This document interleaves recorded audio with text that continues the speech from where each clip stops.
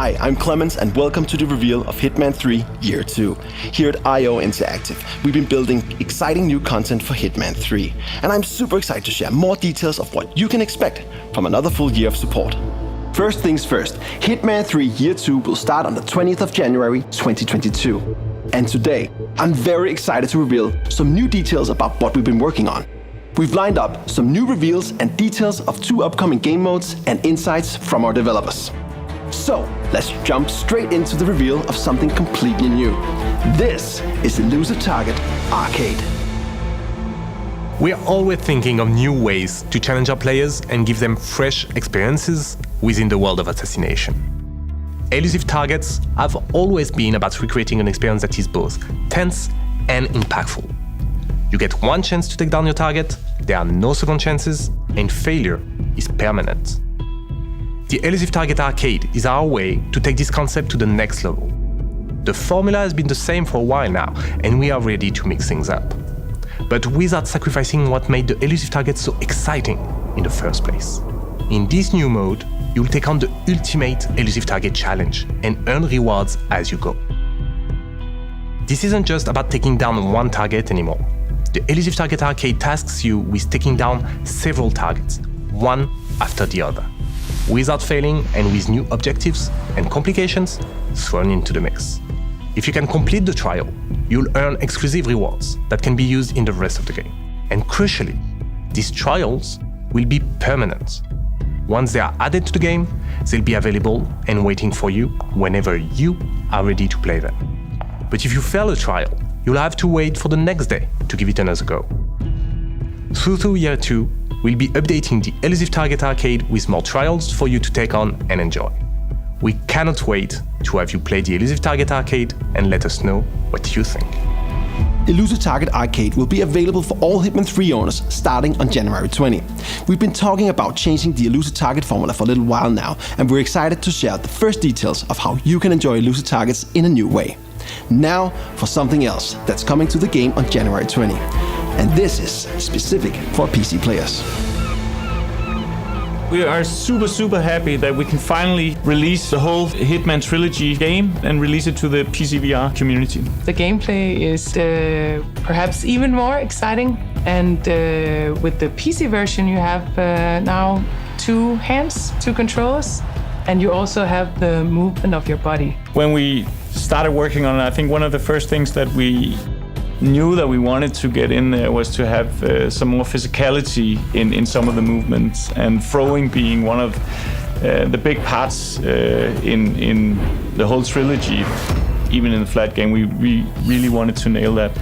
So we added the same base system where you aim. Right now you aim with your left hand, so you target with your left hand, and then you fling and release with your right. And it sort of just worked out of the box.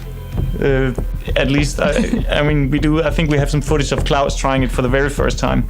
And it just instantly clicked. Yeah, it just worked. Yeah. And then it started having we found out it had some extra stuff that suddenly you could fling from, like an underhand throw of a side throw. So you started being all ninja-like if you wanted to do, or like a juggler almost, right? And we have a lot of different items in the game, like shurikens. Like you can really roleplay this like Ninja Fantasy, for instance, if that's your jam. Yeah, we also put in, stuff like the left hand attaching to the right when you're holding a weapon.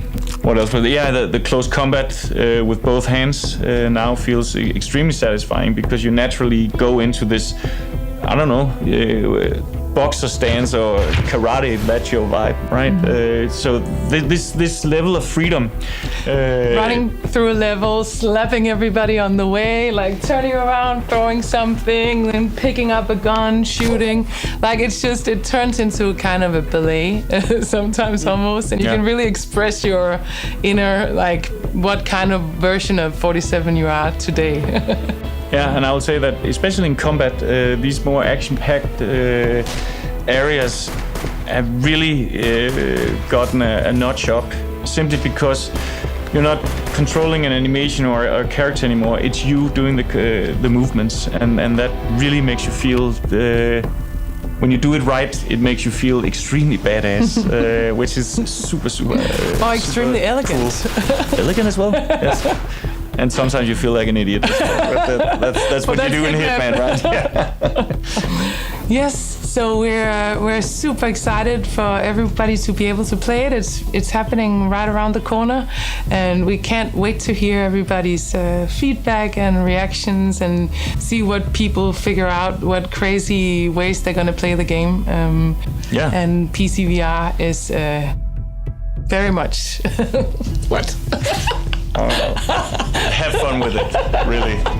PC VR is looking amazing, and PC players can look forward to experience the World of Assassination in a whole new way in year 2. There's more to come for PC players a little later on, and we still have a new reveal of another game mode to come as well, so stay tuned for that. Now, let's check in with some more developers at IOI who will share fresh details on some of the technical improvements that are coming to the game during year 2. We're constantly working on our Glacier technology. It's powering our existing games and all our future games as well. And we want to use the year 2 of Hitman 3 as a chance to bring some of these improvements to our players early on. Some of those improvements, ray tracing. We're going to have better reflections, we're going to have better shadows. You know, Hitman looks amazingly already, but imagine that with ray tracing. It's really, really good. And we are excited to bring it to you, like metals, waters, it's awesome. It's really looking very nice. And we're bringing this to you 2022. We're also continuing our partnership with Intel that brought so many cool advancements to Hitman 2 and Hitman 3 for PC gamers. This year, we're going up another notch and implementing, as one of the first studios, XeSS technology from Intel, which is going to be in the game soon. One more, variable rate shading. Is a technique that is for graphic cards. What it makes is, depending on the load of the graphic cards, renders the frame one way or the other. This means better performance, better looking game, and more fun. I'm sure you guys are going to love it. That was more great news for Hitman 3 Year 2.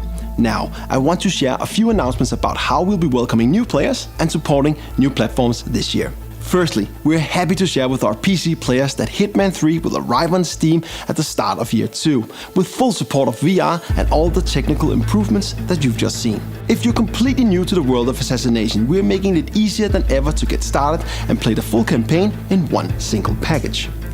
The Hitman trilogy includes Hitman 1, Hitman 2, and Hitman 3, giving you everything you need to jump straight into the World of Assassination. And when year 2 launches on January 20, the Hitman trilogy will be available through the Xbox Game Pass catalog for both console and PC. All of our new and existing players have a lot to look forward to. And now, we're excited to share the first details of a major new game mode that is coming to Hitman 3 in just a few months' time. This is Freelancer. In Freelancer, you have a safe house. You don't get everything served for you as you do in the main missions usually. Everything is ready and you just show up in Paris or wherever. But here you actually have to do a little bit of this planning beforehand. And it does give a lot of... the role-playing part of it is really strong because you kind of feel like you are Hitman, basically. You can also visit all your different parts of the safe house. These are customizable, so you can, over time, kind of configure how you think your Hitman should live. As 47, you are taking on some cool freelance contracts. You have to find some criminal enterprises that are destroying the world slowly, and you have to choose which one you really hate and go against them. So really a campaign is a set of missions that spans across the World of Assassination. So as a player, you should imagine going on a longer kind of campaign where you go to different missions and you choose the order you want to approach them in. So there's a lot of strategical considerations as well. So this gives a very varied experience whenever you play new campaigns. Yes, it combines the territories and the locations in new ways. When you're on a campaign, you are going up against various types of crime, basically. First off, you have to try and corner the leader. You do that by going to different locations where you take down some of the more ordinary members.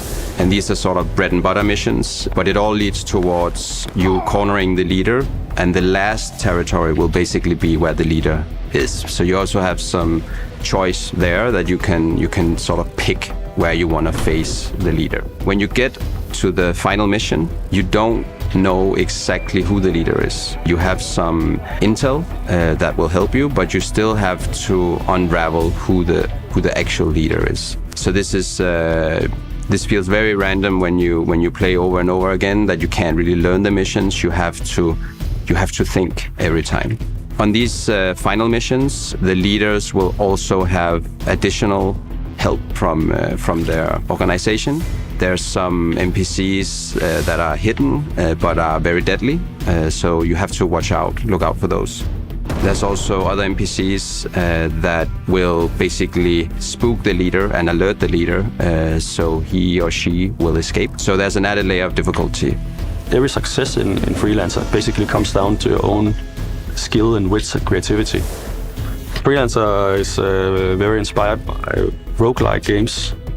So we are adding way more consequence to what happens when you're on a mission than we normally do in the normal Hitman games and other game modes. During the missions, there will be suppliers that you can purchase gear from. So that's a new thing, and this is the way you actually build your arsenal in Freelancer. This gear is not persistent, so it means that if you bring it on a mission and actually die or drop it, then it's gone. So then you have to purchase it again, basically. So there's another layer of tension here, that you can't just get a lot of stuff for free. You actually have to build your arsenal and maintain it. Consumables will of course be gone when you use them, so you have to stock up on that. There's no backup plan. It's the sweaty palms we're going for. When you are in your safe house, then you have all the time in the world to plan, and you can figure out what to do. But when you have taken that plane and you are on location, then you better make it count. Freelancer is looking incredible and is currently in the final stages of development. It's currently scheduled for release in spring 2022, and we can't wait. We're nearing the end of the show, so let's recap. Today we introduced Elusive Target Arcade, a game mode that takes elusive targets to a new level. We're bringing Hitman VR to PC, and Hitman 3 will be arriving on Steam. Ray tracing is coming to PC, and the entire World of Assassination trilogy will be included in Xbox Game Pass 2. Finally, we shared the first details on Freelancer, an exciting new mode that will change the way you play and bring back Agent 47's safe house. I can't wait. All of that will be part of Hitman 3 Year 2 in the coming months. There's just one more thing I want to share before the end of the show. We have promised that there's more to come later this year, so here's the first look at something we're working on for later in Year 2. Agent 47 just doesn't stop traveling.